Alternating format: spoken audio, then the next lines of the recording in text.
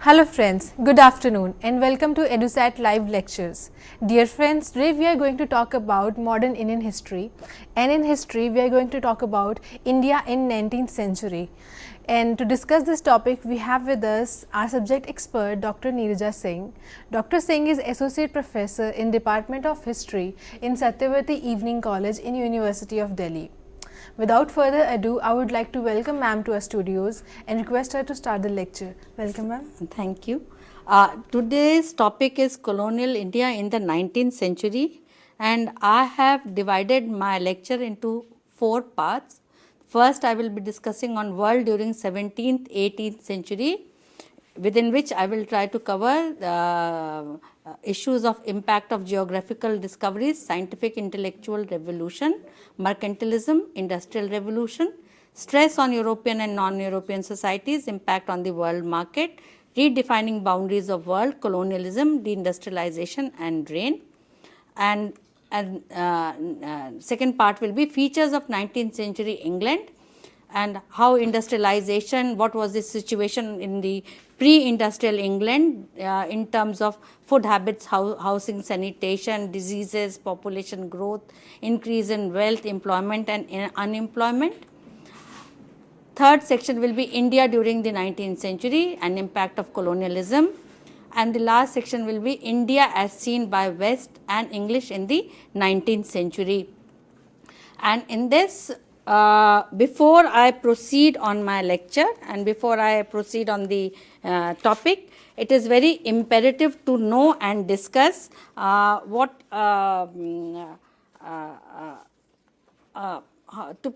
it is very important to talk about and put it in a correct perspective certain questions, which in turn will make it self-explanatory why 19th century is crucial century in the history of world and what happened later on, which still influences the nature and character of growth and progress of Asia and Africa even now.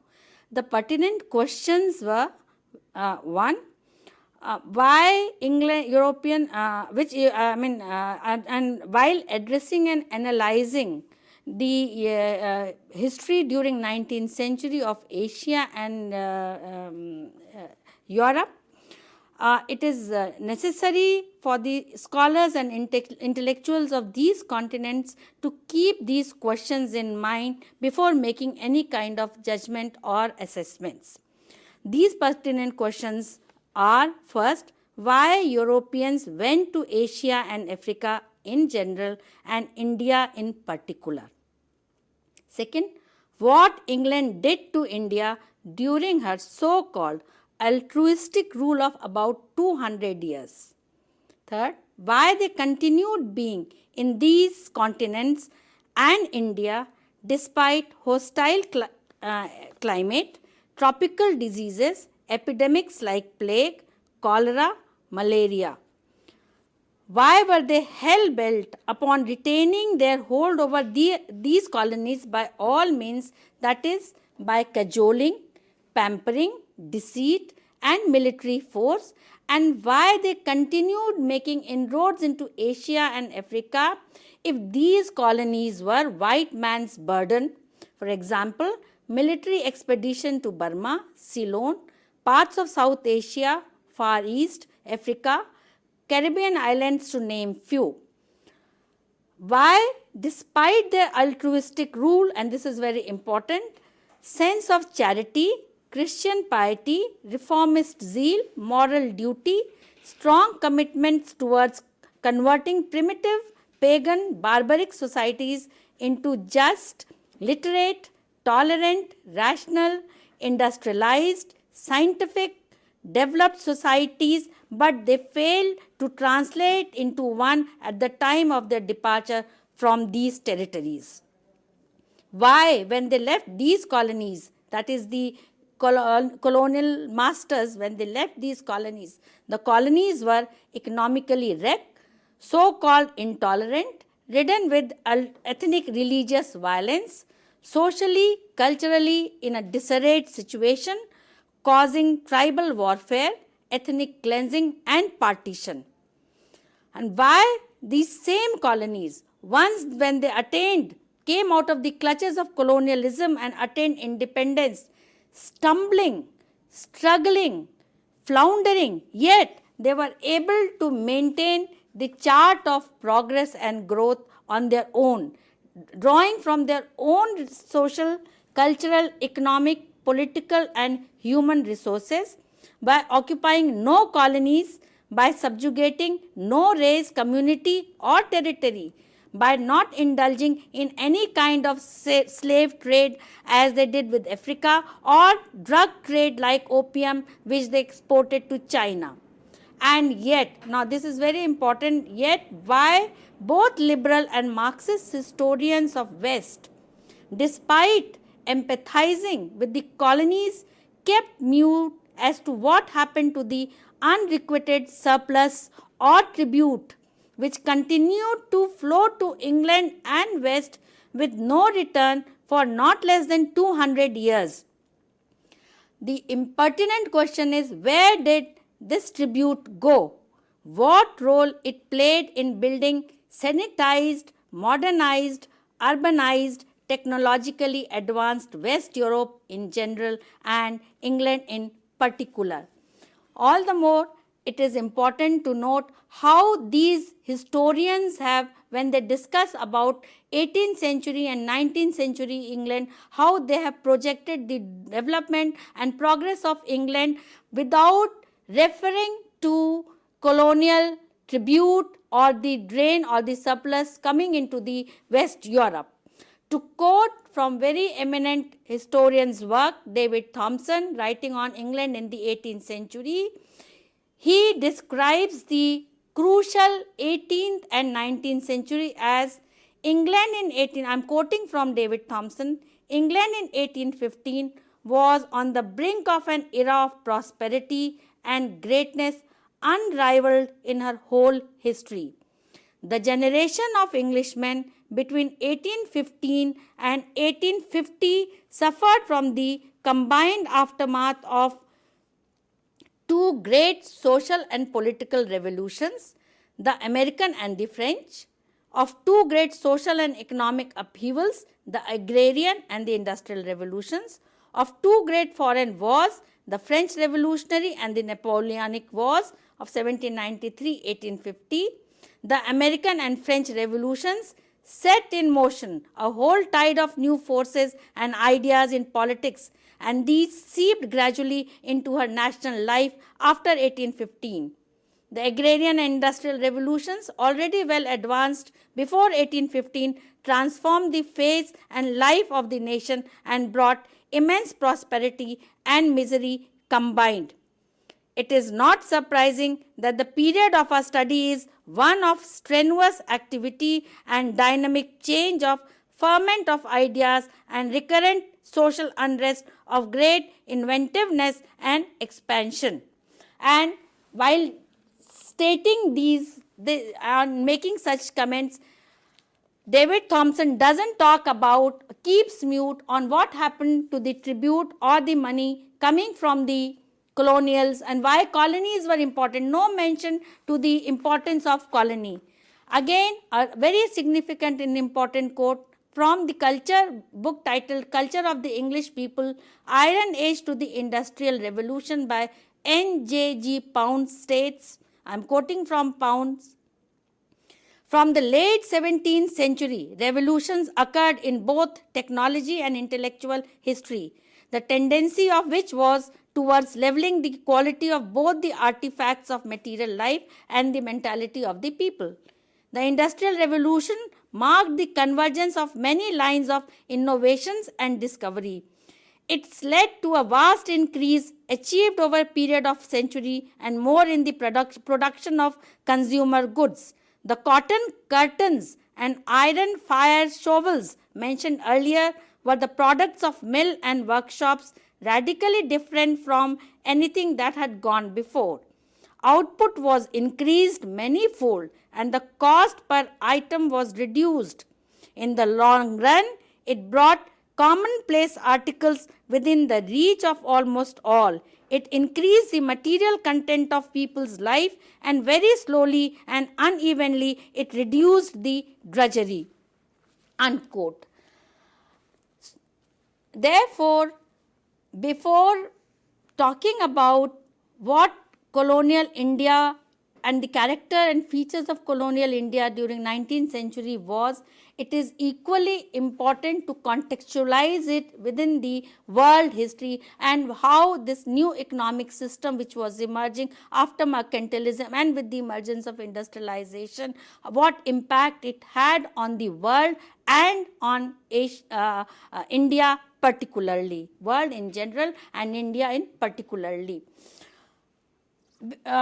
Main features of the 19th century world, and speaking from an Asian perspective, was that for Asia, industrialization meant colonization, that is deindustrialization and drain.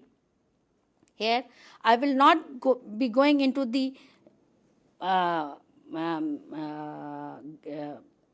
details of the how various important landmarks in the history of mankind happened, that is in the which have occurred in Europe but had impact on the world history. But I'll choose few and significant landmarks and build my argument around it. Although impact of geographical discoveries and scientific intellectual revolution which happened with the expansion of mercantilism, which influenced agrarian revolution leading to industrial revolution, and how these events laid stress or caused stress in the European society, which resulted in colonialism, and how these colonies became significant, and what the impact of these colonies and colonialism in the non-European societies and industrialization in the West Europe, how it affected and impacted on the world market. I will cursorily I will just touch upon them, but my main focus will be on how silver accumulation of silver led to slave trade. What was the role of cotton textiles, Indian cotton textile, into this triangular slave trade? Secondly, how with industrialization, expansion of mercantilism during 16th century, mid 16th century to mid 17th century, how European traders and their commercial activities, they interacted with Asia, specifically China and India, and how it influenced these two important territories of the world, and what was the impact and how they redrew the map of the world, these West European powers, how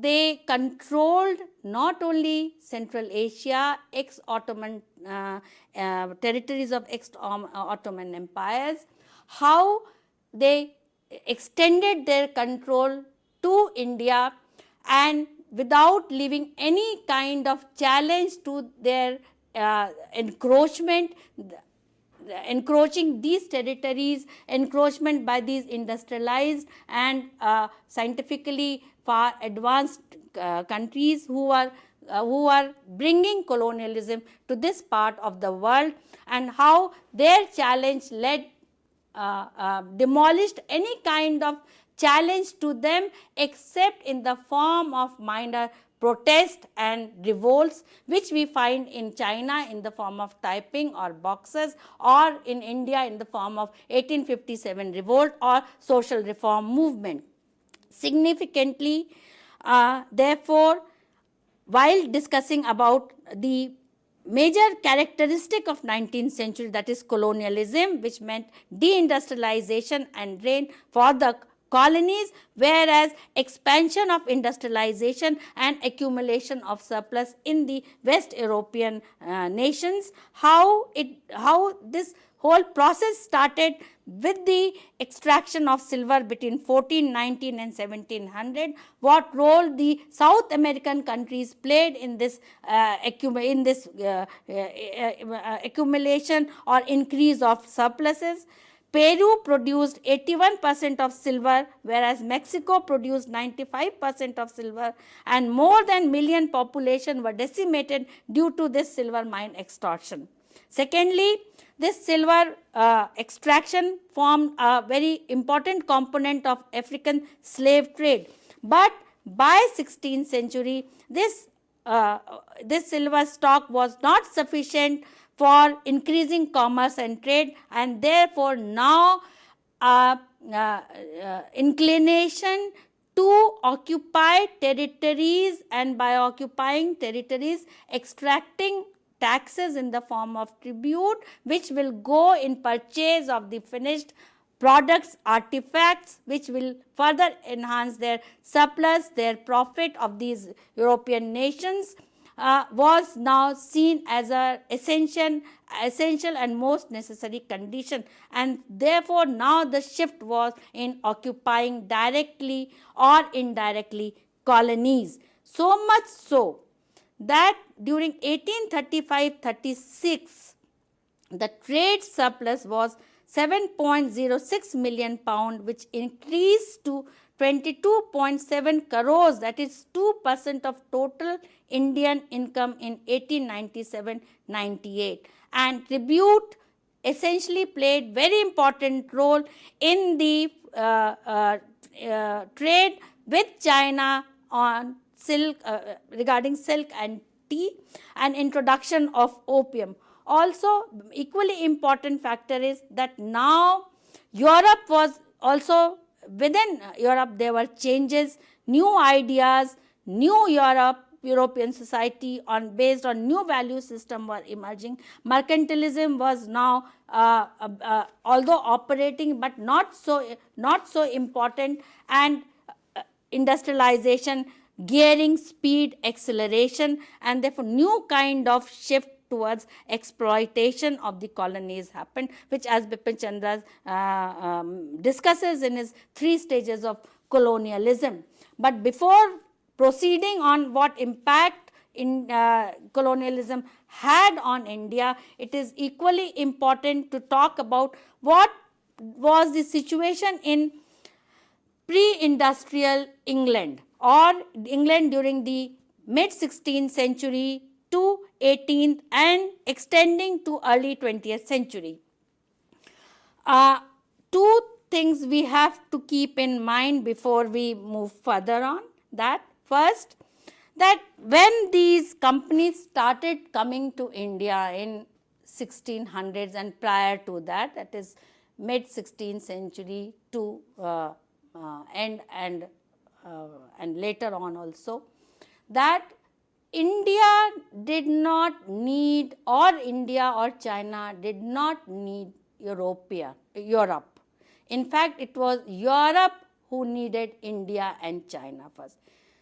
Europe had nothing much to give to India in terms of products, artifacts, so much as England or other European nations needed and required from China and India. Therefore, one has to keep this in mind before one makes any kind of assessment and evaluation of the colonial period and colonialism and the nature of industrialized England and their role or their contribution during the 19th, from mid 16th to mid 20th century till 1948. Situation in India, and for this, if students need to know more about it and they are interested, 2 books are very important and significant. One is The World Upside Down by Christopher Hill. Second is The Culture of the English People, Iron Age to the Industrial Revolution.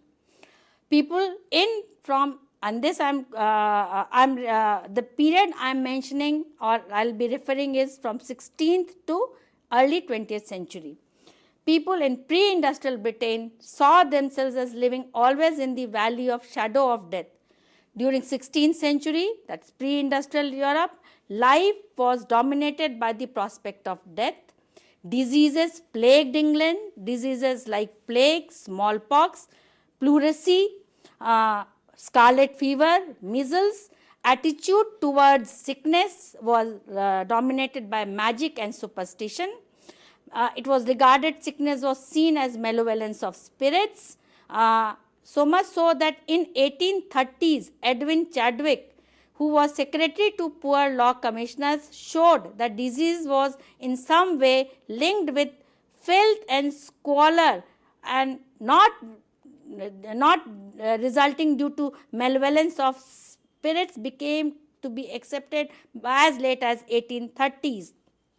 As far as their dietary consumption was, there was deficiency of proteins, vitamins, and large calorific intake was from bread grains that provided 80% of their calorific intake. Seasonal roots, fruits, vegetables were a part, but only seasonal fruits and vegetables, that too in very rare occasions. Largely, even the elites in the diet of the elites, they did not consisted a major portion. That happened only during mid 18th century onwards. The three meals from breakfast, dinner, lunch, supper, dinner, or 4 meals became functional or came into operation only after 18th century. Evidence show the diet of the intake of the masses lagged in meat content largely. Either they, if they had to take, they poached from the or they indulged in poaching from the states of the lords, and for that they were severely punished. So meat formed very small content. Major component was gruel soup, like gruel laced with animal fat. This was the major form of their food. And slowly from 17th century we see the improvement of dietary standards. In the elite's diet, several forms of meat we see, from beef, mutton, pork, poultry, game, assumed greater role from end of 16th, beginning of 17th, but largely from mid 17th century. More sophisticated kind of culinary and items we see during 18th century. For example, kind of pudding, cheese, vegetables besides meat, new sophisticated confectionaries, improved kitchens, better ovens. We find tarts, pastries, we find from mid 18th century onwards. Content of sugar, greater use of sugar also is seen during 18th century, largely during 18th century. Nutritional content improved, and early deficiency, the decline in early deficiency of protein and vitamins. So far as the environmental and the physical condition of the society during pre-industrial England till 18th, late 18th and early and mid 19th century was, I am quoting from the Pound's culture of the English people, from Iron Age to the industrial. And in this he mentions that severe environmental constraints were there. Housing, clothing, eating and sanitation were in a very poor situation.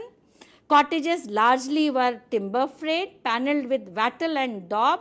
Floors were beaten earth, which were damp and cold for much of the years. There were shuttered windows, ill-fitting windows and ill-fitting doors, which allowed cold blast of winter to blow through them. Personal habits did nothing to improve matters. People, personal hygiene, sanitation was in a very poor state. People spat and defecated wherever they chose, and not until the 18th century, the clean water was seen as luxury. Supply of water free from contamination by sewage was not achieved in much of Britain even as late as 19th century, and in some areas early years of the 20th century. Increase in the practice of taking bath was seen largely towards the end of the 19th century, end of the 18th century and middle of the 19th century. Use of unwashed hands and unwashed utensils was seen as common practice. I mean, there was nothing wrong was seen in using used utensils. Pounds further says that not until 18th century, I am quoting from Pounds, do leaden downpipes from roofs and leaden water butts make their appearance on any considerable scale. In their total ignorance of the nature of infection, people saw no reason for going to the trouble of keeping their water supply separate and distinct from their sewage disposal systems. And it was not until the late 19th century that public opinion became any more enlightened in this respect. It is surprising that a people habituated to think that infection was in some way attributable to or bad air took so little notice of the foul smells amid which they spent much of their lives. Apart from the rare complaints of lavatorial smells, chiefly in the uppermost levels of society, there was little contemporary note of this particular form of nuisance. People had become accustomed to the smell of unwashed bodies and the stench of cesspits around their homes. It was part of life. All the evidence, both literary and archival, points to a high mortality and a short expectation of life. The major epidemics which contributed so importantly to this situation are very well documented in the clinical records. And until late in the 17th century, the most awesome was without questioning the bubonic plague. And equally significant now becomes how was England from 1815 onwards. Now, from 1815 onwards, like from end of 17th century, we find increase in population. Pound mentions that increase in birth rate, decline in death rate happening from 1780s onwards was not so much result of advancement in medical sciences as in the sense of hygiene, improved sense of hygiene, sanitation, cleanliness, supply of clean water. Also significant is that population of England from 1815, England became first workshop of the world. Second, her industrialization was expanding with great acceleration, and large number of population were employed in the industries of cotton textile, woolen textile, heavy industries, in the engineering industries and so on and so forth. Secondly, import of cotton amounted by 1815 to 82 million pounds. By 1860, it increased to 1,000 million pounds. Comparatively, wool industry, which was England's traditional staple industry for export, was undergoing more slowly similar transformation. Population from 1805, which was 13 million, increased by 1875 to 22 millions. Other significant figures are by 1871, more than 750,000 were employed in metal engineering, shipbuilding trades, and development of machinery meant that 106,000 were engaged in making machines, 500,000 were more engaged in mines and quarries. Mileage of railroads from 1815 to 1871 doubled, and big railway companies arose from amalgamation of smaller ones. They employed over 65,000 people in 1851. Roads, streets appeared to be more clean. Main roads were rebuilt. Networks of canals came into existence. Countryside saw better drainage system. It was ditched, hedged, enclosed to an extent that would have amazed their grandfathers. Village laborers and small independent farmers fared better compared to the farmers of previous centuries. London by 1871 had population of 32,54,000, of a great number, and it increased in 1870 by 18 this population 32,54,000 was by 1850s, which increased to about 67 lakhs to thousand by 1871. From between 1851 and 1875, England, though, was still Britain's largest industry, but employing 17,90,000 people. But by 1871, growth and expansion increased, and employment in the industry increased, and this contribution of industries in giving employment was about 16 lakhs by 1870s.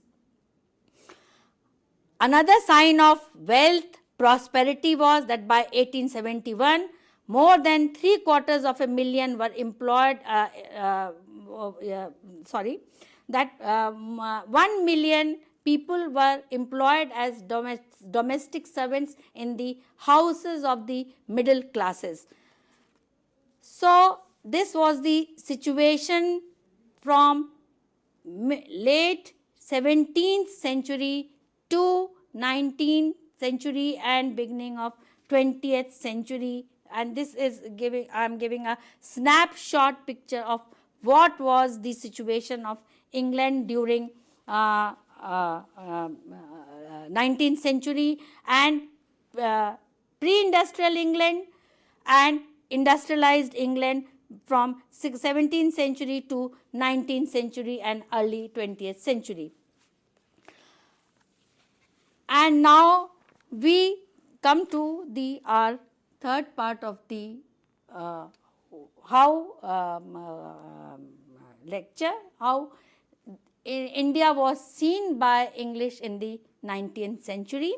And before that, I would like to give two quotes that how Indians saw, how Britishers saw Indians and how Indians responded to the colonialism of Britain. Two very significant and eye-opening quotations, and this is a very important book which I want all students of modern India and of social sciences to read, is of Will Durant's The Case for India.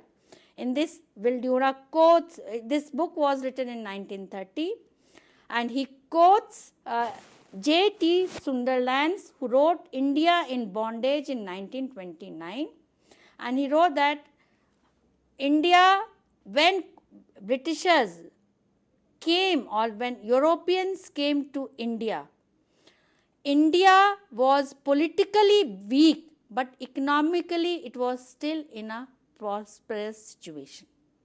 And he says that it was the wealth of 18th century India which attracted the commercial pirates of England and France.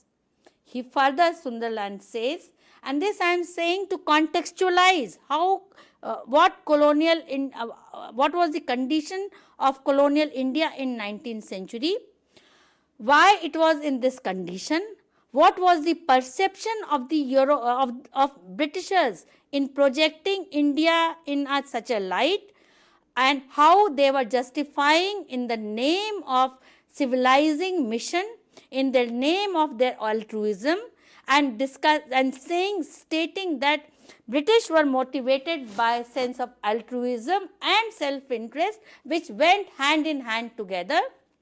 They were also motivated by moral duty as well as with their commercial interest. But I want my attempt is to further read between the lines the underlying impact and what actually happened to India, what actually in their intention was in maintaining their control, so much so that consistently in the writings of the British administrators, British officials and other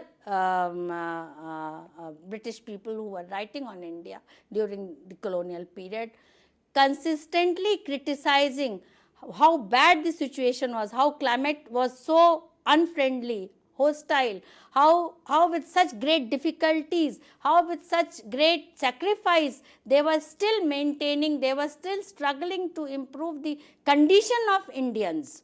How this was influenced came from the whole evangelicals' intention to that by Christianizing, by morally improving their moral values, the sense of duty, sense of commitment, inculcating sense of duty, commitment in the Indians. They would how they will this attitude of their will and this effort of them will improve the condition in India and will take India further onwards on the path of progress and development and growth, as West achieved the kind of growth, the progress and the kind of civilizational status it achieved. India will similarly do so by imbibing these values which they are through great sacrifice are trying to inculcate and trying to introduce. And with this in mind, this quotation becomes equally significant of Sunderland's, who says that, as I had mentioned, that the wealth of 18th century India, which attracted the commercial pirates of England and France, this wealth, he says, Sunderland, was created by the Hindus' vast and varied industries. Nearly every kind of manufacture or product known to the civilized world, nearly every kind of creation of man's brain and hand, existing anywhere and prized either for its utility or beauty, had long been produced in India. India was a far greater industrial and manufacturing nation than any in Europe or than any other in Asia. Her textile goods, the fine products of her looms in cotton, wool, linen and silk were famous over the civilized world. So were her exquisite jewellery and her precious stones cut in every lovely form. So were her pottery, porcelains, ceramics of every kind, quality, colour and beautiful shape. So were her fine works in metal, iron, steel, silver and gold. She had great architecture equal in beauty to any in the world. Don't forget the Taj Mahal. She had great engineering works. She had great merchants, great businessmen, great bankers and financiers. Not only was she the greatest shipbuilding nation, but she had great commerce and trade by land and sea, which extended to all known civilized countries. Such was the India which the British found when they came, and what they did to such India within a span of 60 to 70 years is equally significant. Again, I am quoting from Will Durant's quote, "We have done everything possible to impoverish still further the miserable beings subject to the cruel selfishness of English commerce. Under the pretense of free trade, England has compelled the Hindus to receive the products of the steam looms of Lancashire, Yorkshire, Glasgow, etc. at merely nominal duties, while the hand-wrought manufactures of Bengal and Bihar, beautiful in fabric and durable in wear, where have heavy and almost prohibitive duties imposed on their importation into England. And another very important quote, what they did through their reforms, land revenue reforms, administrative reforms, the judiciary reforms, that by introducing these reforms, they, by legal means, by legitimate means, they looted India. They, in the form of tribute and surpluses, they drained India, they bled it white in India. So this quote is equally significant and highlights what impact England left on India. Is, I'm quoting from Durance, India's famines have been severer and more frequent. Its agricultural poverty has deepened. Its rural population has become more hopelessly in debt. Their despair more desperate. The system of constantly enhancing the land values has not been altered. The salt tax still robs the very poor. What was bad 25 years ago is worse now. At any rate, there is the same drain of India's food to alien mouths. Endemic famines and endemic plagues are facts no official statistics can explain away. Though myself a good conservative, I own to being shocked at the bondage in which the Indian people are held. And I have come to the conclusion that if we go on developing the country at the present rate, the inhabitants sooner or later will have to resort to cannibalism, for there will be nothing left for them to eat. This quote Will Durant has taken from Sir Wilfred Stephen Blunt, who summed up the condition in India with the introduction of the land revenue reforms and their other reform measures. By 1800, India, therefore, in the eyes of utilitarians, evangelicals and liberals, was that they, to justify their hold over their colony, to justify their extraction of surplus, to justify the nature of the colonialism, and to justify how they treated a major territorial mass of world Asia and Africa by promoting slave trade, and one slave trade in the name of humanism they introduced indentured labor, where 6 million, almost 6 million population or more than that went to these their plantations areas for generating profit for these white masters. And how now with such records, with the introduction of opium in China, with such records, they looked at India and how they looked at India. Indian civilization, which extended from antiquity, from Indus Valley up to till they came in 1600. What kind of civilization, what kind of standard of living, the standard of economy, culture, society, literature was. Keeping that in mind, Indian civilization was condemned as static by these so-called the radicals, so-called the reformers, so-called the people motivated, the intellectual propellers of new change in world, how they looked at it, and how despite their philanthropic altruistic motive, none of them talked about or made any comment regarding colonialism or what kind of this new system so-called colonialism was. For them, Indian custom was regarded as uncivilized. Indian institutions were seen as corrupt and decadent. Indian thoughts were regarded as narrow and unscientific. Indian men were seen as cunning, unscrupulous, deceitful, disloyal, diabolical, so much so that I am quoting from Francis Hutchins' Illusions of Permanence, how the British officials during 19th century looked at Indian character. I'm quoting from Hutchins, says, the Victorian was taught to value simplicity, honesty and plain dealing. In contrast, what the horns are to the buffalo, what the paw is to the tiger, what the sting is to the bee, what beauty according to the old Greek song is to woman, deceit is to the Bengali.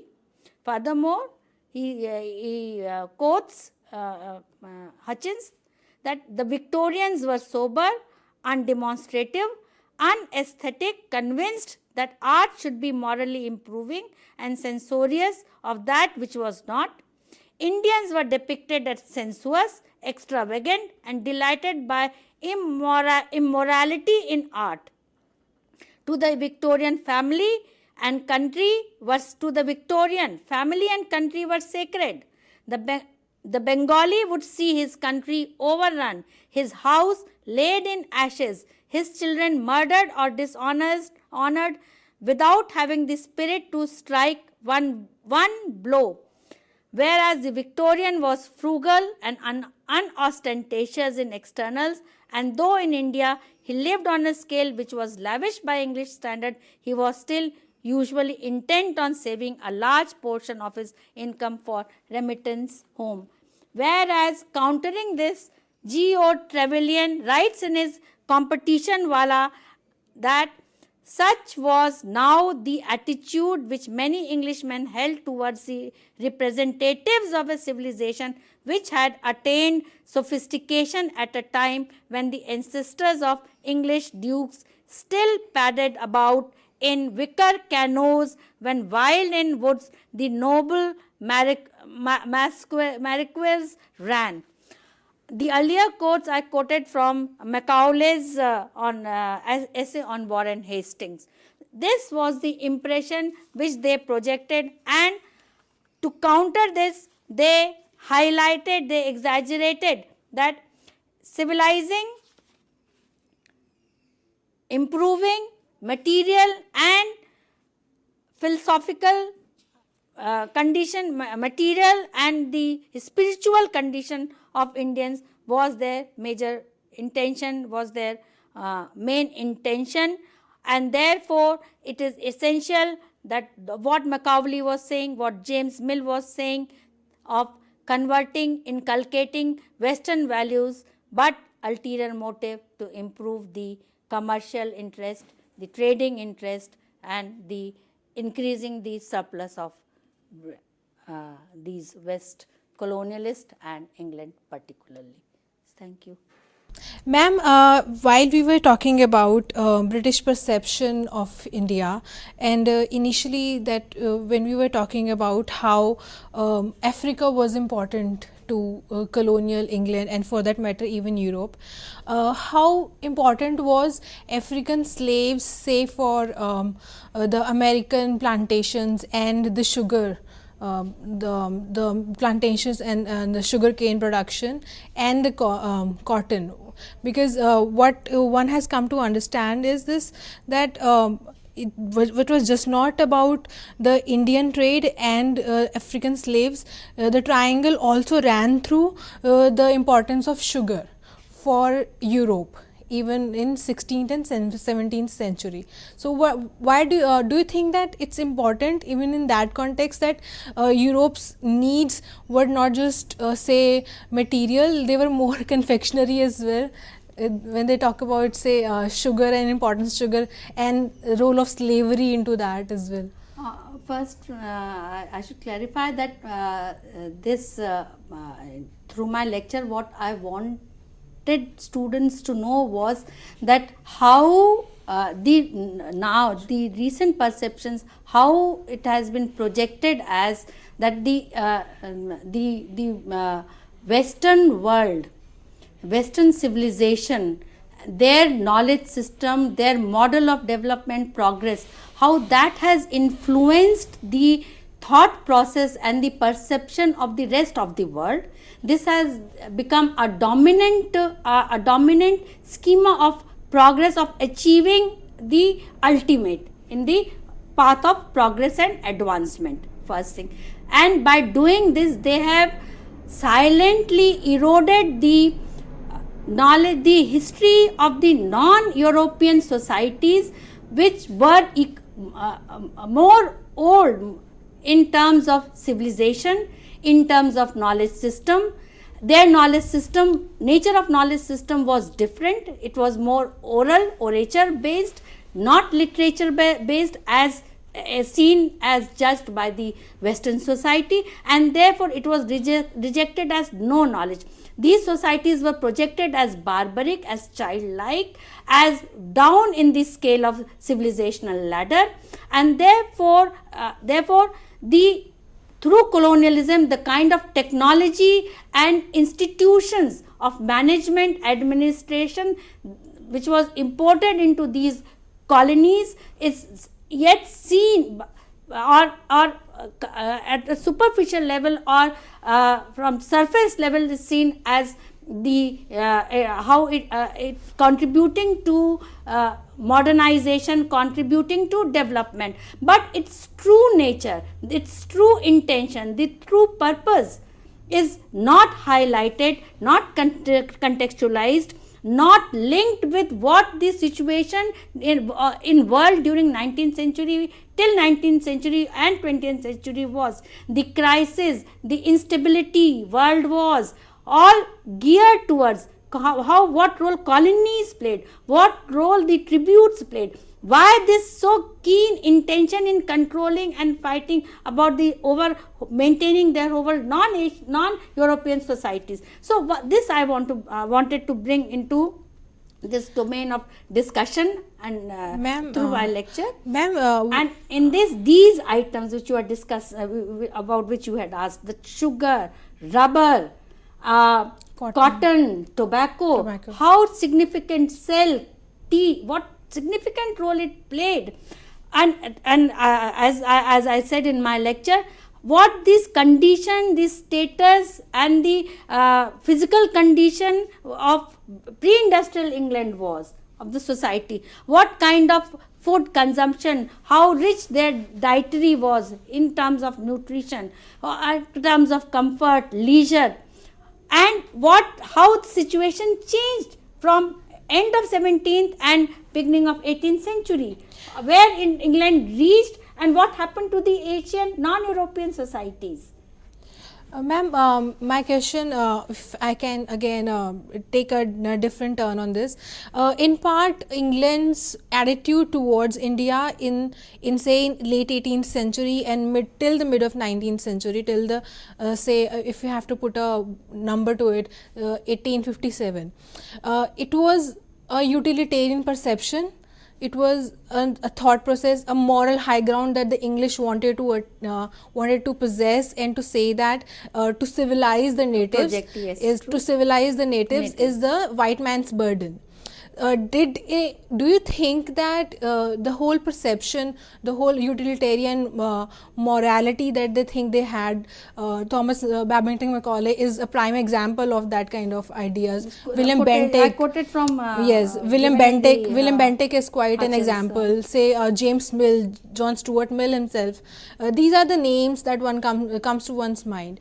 Do you think that they were in part angled at or were trained towards making India kind of colonizing India and justifying their rule in India? Very true, because it was very clear to the in all their various phases, from the mercantilist phase up to the shift when the England fully became a full throttled industrialized society. From till there, I mean from 1757 Plassey till 1815s, when these radicals became influential in England, and how their thought and how their ideas influenced policies, determined the policies formulated regarding India. Very true, because three things: conservative ideology, conservatism or conservative approach maintained throughout the British rule. it was very clear, even amongst the radicals, that at no point in Britain's commerce and economic interests should get hurt. Whatever reforms, whatever changes are to be introduced, it has to be introduced keeping that interest in mind. So there was agreement between, an unwritten agreement between the conservatives and the liberals, utilitarians and evangelicals. Secondly, they said, how long can they control such a big mass of subcontinent status through sword? So intention is to capture their mind and not by military force to retain their hold, because once they capture the mind, this relationship will be for permanent. It will be permanent relationship. Secondly, thirdly, it was very clear to them that wherever the Christianity will go, their commerce will follow, or where good governance and law and order, as the utilitarians thought, that good governance and law will secure their commerce, their economic interest, and maintaining hold over the India. And if India becomes partially modernized, therefore, so if it will serve British purpose. Now this they also were apprehensive. Ma'am, we are slightly short of time at this point in time, so I have to say thanks to you on this note, and I hope, friends, that you find this lecture as enriching and as informative as I have. And I would like to thank ma'am for this lecture, and thank you, dear friends, for watching. Stay tuned and keep watching. Thank you. Thank you.